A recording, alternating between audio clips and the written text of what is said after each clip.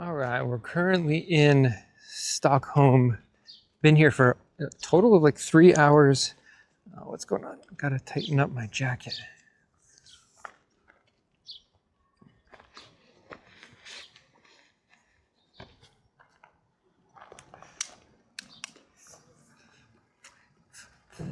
Been here for a total of 3 hours, and I just dropped the X5 for the third time on this total European trip that we're on.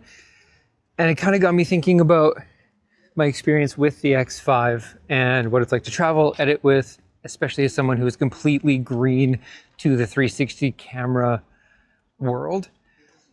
And this is kind of like just a stream of consciousness, me processing the last 10 or 11 days, maybe even more, of using the X5 and using a 360 camera.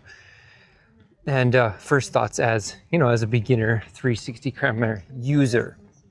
So the first thing that kind of stands out to me is the lens quality is really good. I mean, like the durability of the glass. Like I said, I dropped it 3 times now.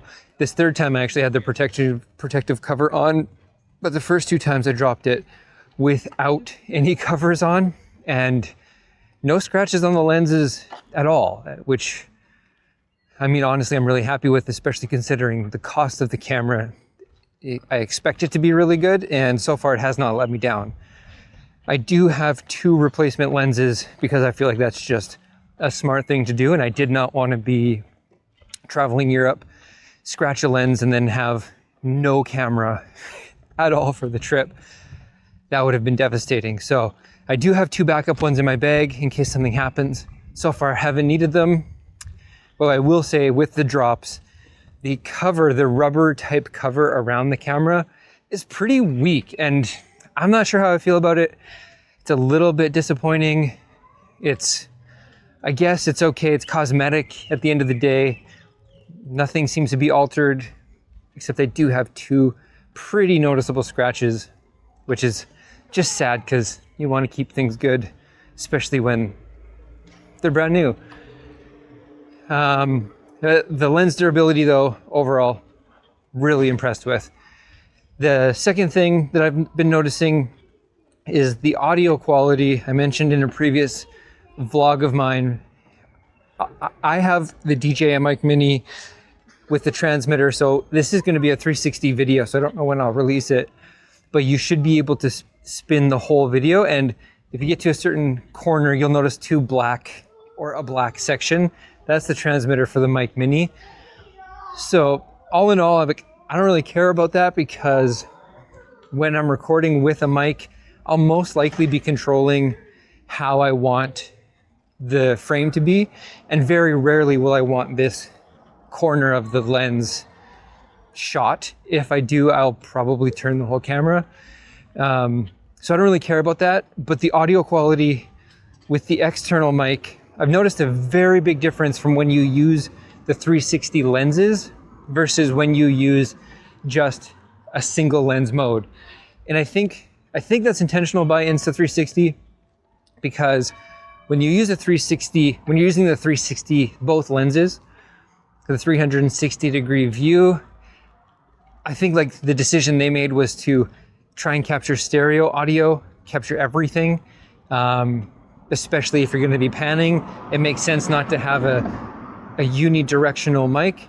But then when you go to single lens mode, especially when you have the camera so that what's technically the rear facing camera, let's see if I don't know if that's going to show up at all.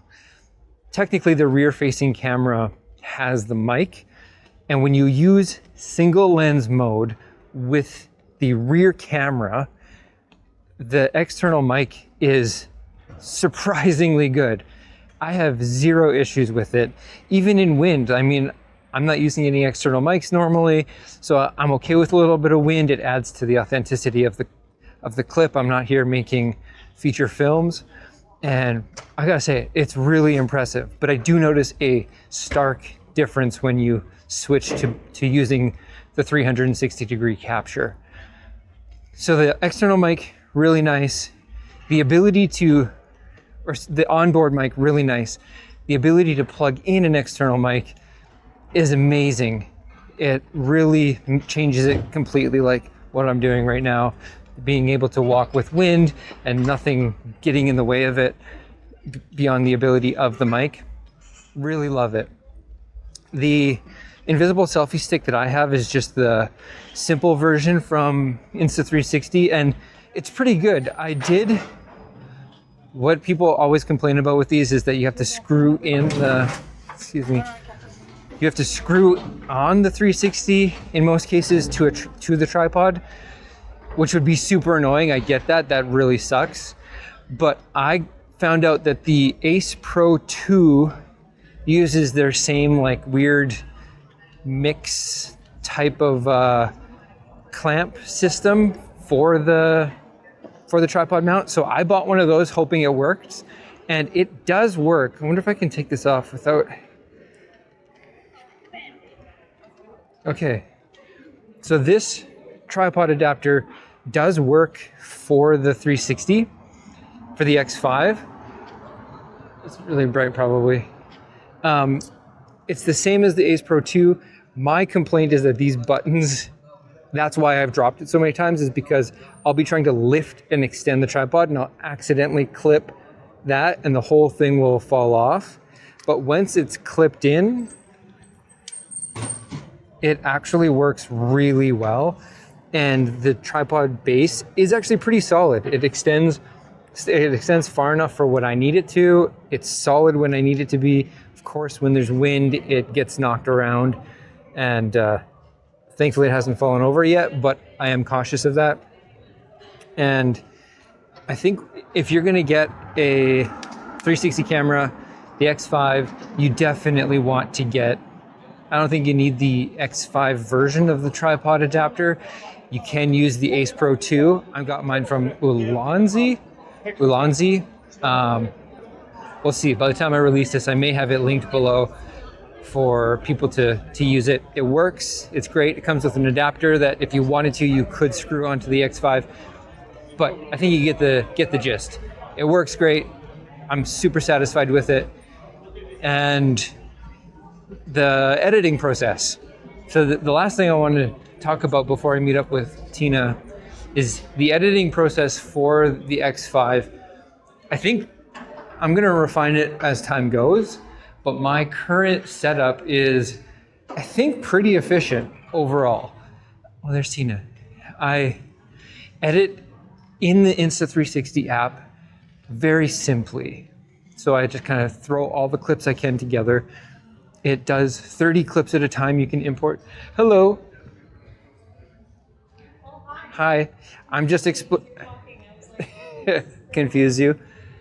I'm just explaining, I'm gonna explain one more thing and then I'll be ready to make the walk back. So in the Insta360 app, I put all of the clips in one timeline, and that gives me the ability to shorten when I need to. And when I do use the front and back cameras for 360 degree capture, you can pick your frame, or you can use help. You can get help editing with AI, which is kind of cool. I've been using it a little bit just to speed things up, but I found a little bit of a hack with that.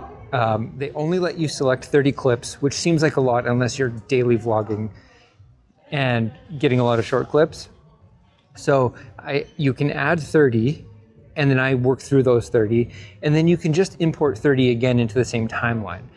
The 30 isn't the max the timeline can have, it's just 30 that it can, 30 is the max it can import into a timeline at one time. So it's pretty smooth. The export to a usable file does take a while, especially if you have 15-20 minutes worth of video, but that's kind of been the way I do it as we travel. I trim them down to the pieces I want to use, leave the B-roll clips basically just fully unedited, and that way when I take them into Final Cut Pro on the iPad, I can then have the full clip to space and time to music. So it's pretty smooth in all honesty, and pretty robust. You can capture a lot of really cool things very simply. So my My overall takeaways are that the lenses, the durability is really, really solid. The case durability, less solid. Ulanzi tripod mic or a tripod adapter works great. External mic ability is awesome, especially if you already have it.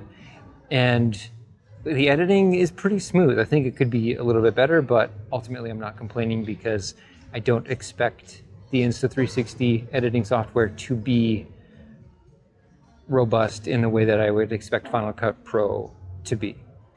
So we're gonna go check into our hotel soon, and that's gonna be that for these, my first thoughts, second thoughts, current thoughts of Insta360.